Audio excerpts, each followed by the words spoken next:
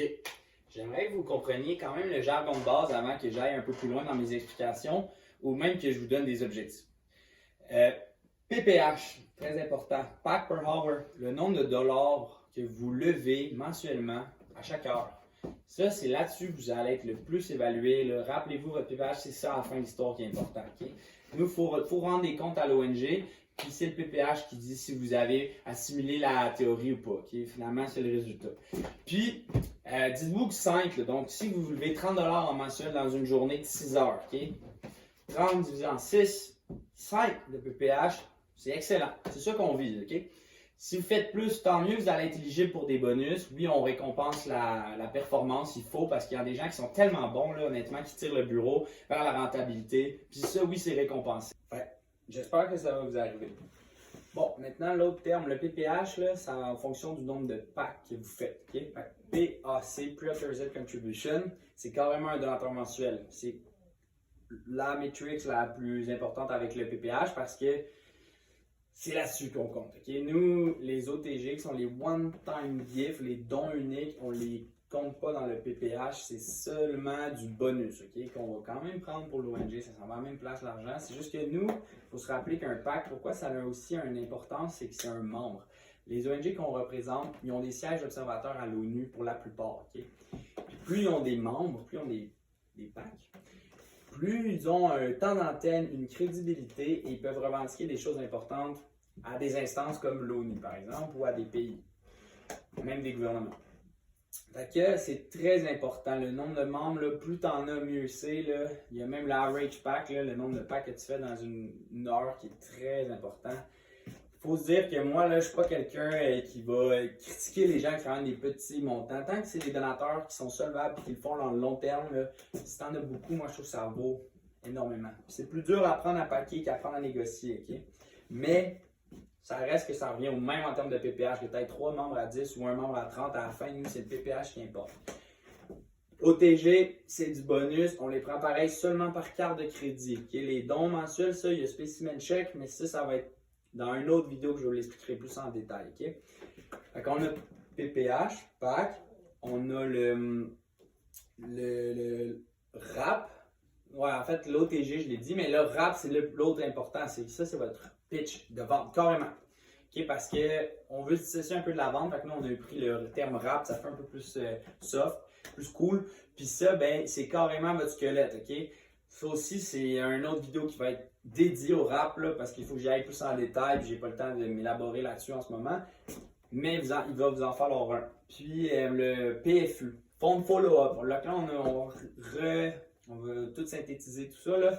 On a PPH, PAC, OTG, on a le RAP, puis là on va avoir le PFU en dernier qui est le Fund Follow-up. Parce que oui, surtout depuis le COVID, on a une équipe de téléphone qui travaille d'arrache-pied pour aller repasser les gens qu'on rate. Okay? On ne gaspille jamais une conversation. Moi, c'est comme ça que je vois ça, une porte ou une conversation à la rue. On la gaspille pas, on la rentabilise. Soit pour une donation mensuelle qui est l'ultime but, soit pour un OTG qui est comme, disons, un deuxième plan B. Puis plan C, ça serait le téléphone, qui serait essayer d'envoyer ça en lead aux gens pour qu'eux puissent les recontacter dans le futur.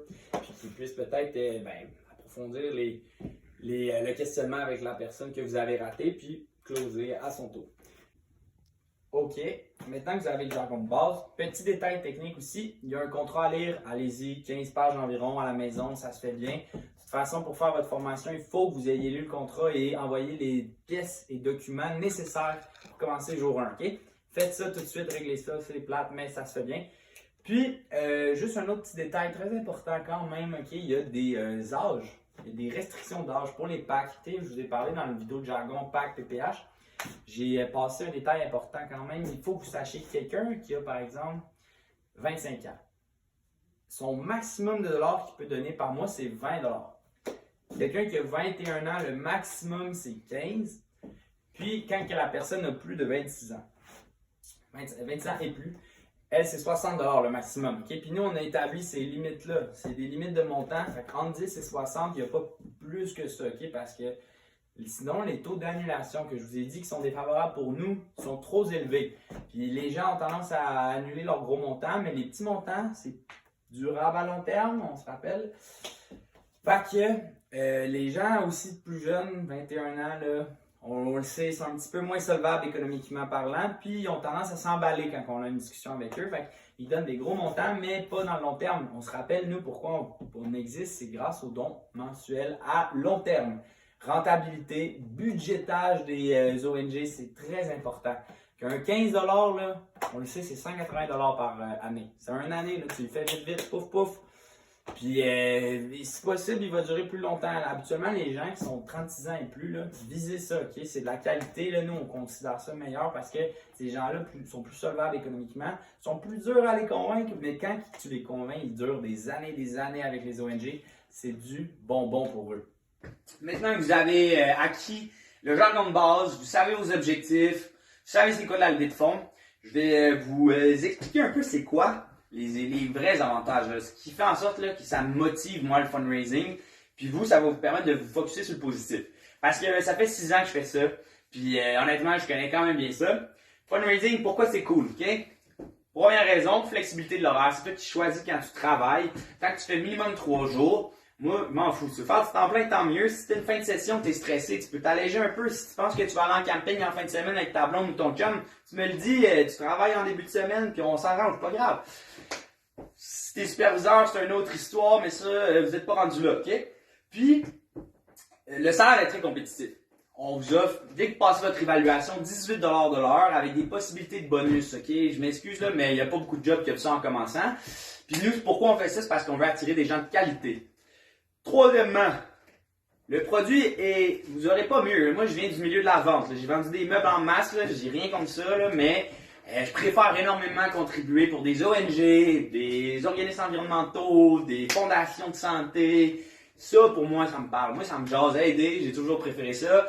Que je suis un peu plus orienté sur les humains que sur les objets. Mais bon, chacun ses forces et faiblesses, chacun ses goûts dans la vie. Mais bon, bref, sachez qu'à la job, flexibilité de l'horaire, bon salaire, produit top notch. Vous avez aussi le fait que vous allez apprendre énormément. Développement personnel, je pense que c'est ça que les gens qui font le plus long feu à PO, je pense que c'est ça qui les motive. C'est qu'eux, ils se disent, crème, oui, dans l'adversité, je m'améliore énormément. Puis, convaincre les gens. Argumenter, ok, c'est un art, c'est un savoir. Là. Il y a l'art d'argumenter de Schopenhauer, si ça vous intéresse. Là. Un peu compliqué comment il écrit, mais finalement, moi, je pensais que j'étais bon pour argumenter avant d'arriver à engagement public ou carrément à faire de la levée de fonds. Ben, finalement, j'étais pas si bon que ça. J'étais bon pour parler, communiquer, ça, oui, j'ai une famille très linguistique, mais par contre, nous, on est très agressants, là, disons, très agressif, un peu combattant quand on parle. On dit métaphoriquement parlant, là.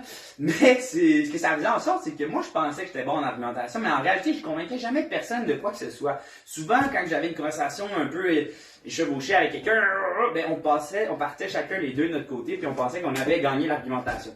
Quand tu es en levée de fonds, tu peux pas faire ça parce qu'à la fin, si tu pars de même, ben, tu n'auras pas levé de fonds. Tandis que si vous vous entendez sur un compromis, une place, un accord commun, ben là, vous allez finir avec des donations. Puis c'est ça qui est beau, c'est ça qui est important, c'est ça la vraie argumentation, c'est ça les vrais compromis. Puis convaincre les gens que c'est de la vente ou de la levée de fonds, vous allez voir, c'est la même recette, c'est les mêmes outils. Puis moi, je les sais, je vais vous les donner. Puis vous avez le meilleur champ de pratique sur la terre, là. Vous avez une rue passante ou des maisons. Fait que, développement personnel, je pense que c'est le plus important à se rappeler, là. C'est ceux qui t'offrent le plus et qui sont les meilleurs. Mais quand même, flexibilité de l'emploi, salaire compétitif. On a le produit le plus noble sur la terre. On a aussi le fait que vous allez apprendre énormément. Puis moi, je mets en cinquième que si vous êtes bon en Canvas, si vous apprenez vraiment à comprendre c'est quoi le mécanisme derrière tout ça, que vous maîtrisez peut-être le français, l'anglais, peut-être même une autre troisième langue possiblement, vous allez pouvoir voyager. Puis carrément vous trouver, PO est un peu partout aux États-Unis, au Canada, Australie, Nouvelle-Zélande. Fait que si vous allez dans ces pays-là, vous pouvez carrément travailler pour PO. Sinon, ben, il y a d'autres compagnies de levée de fonds. Là. Habituellement, là, si ça parle anglais, si c'est un pays occidental, ils ont une forme de levée de fonds à quelque part. Puis vous allez pouvoir rentrer facile si vous avez de l'expérience. Puis, ben moi j'ai voyagé de même, écoute, c'est le fun. J'ai pas été encore aux États-Unis, à LA, mais tu sais, je sais qu'il y a des bureaux à PO. Fait que un jour j'ai envie de me faire un petit 3 mois à Los Angeles, ben tu sais, je sais que j'aurai une place pour aller fundraiser, puis j'ai un job direct. C'est quand même rassurant, hein, tu sais, que tu voyages à quelque part dans une grosse ville, puis tu as une job assurée, là. Moi, je trouve que c'est un des plus gros avantages. Fait qu'on a à 5, Mais dites-vous, concentrez-vous sur le développement personnel. En attendant, ben, vous allez avoir un bon salaire pour une flexibilité d'emploi, puis vous allez avoir le meilleur produit pour vous pratiquer. Si vous êtes bon dans ces quatre-là, ben, éventuellement, vous allez être mené peut-être voyager. Même dans le reste du Canada, ou même intra-Québec, nous, on fait beaucoup de travel trips, là. Tu sais, on va aller voir, exemple, Chicoutimi, on va aller voir Sherbrooke, où est-ce que je viens? Parce que c'est des endroits un petit peu moins canvassés, mais qui ont énormément de potentiel. Donc, merci beaucoup.